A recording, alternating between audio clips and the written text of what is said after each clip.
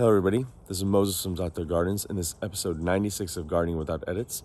I'm going to show you something really quick here. I caught my eye, and before I make the cut, I decided to film it. I'm pruning. Let me flip the camera around.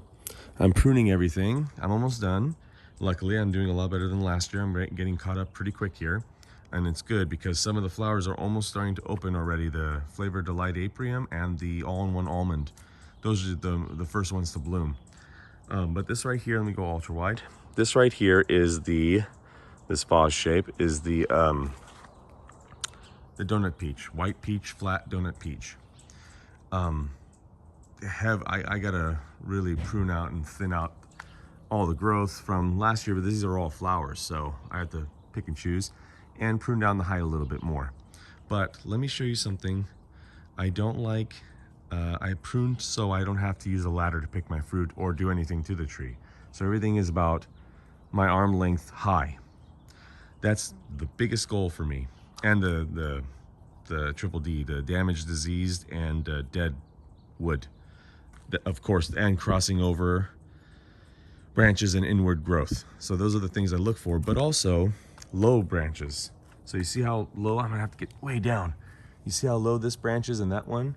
A lot of flowering wood, right? But the problem is it's only about maybe 2 feet from the ground. It doesn't look that much of a problem now. Let me see if ultra wide you can see a little better. It doesn't look that big of a problem. But what's gonna happen with this is that these flowers are gonna all set fruit. Almost all of them set fruit on this variety.